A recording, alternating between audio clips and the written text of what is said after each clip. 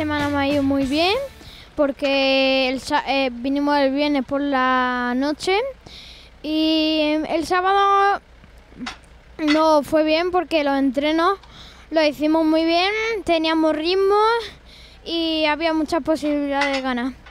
El domingo ya pues la carrera empezó bien, pero me adelanté un poco y por eso me descalificaron y al final quedé segundo. Y en la segunda carrera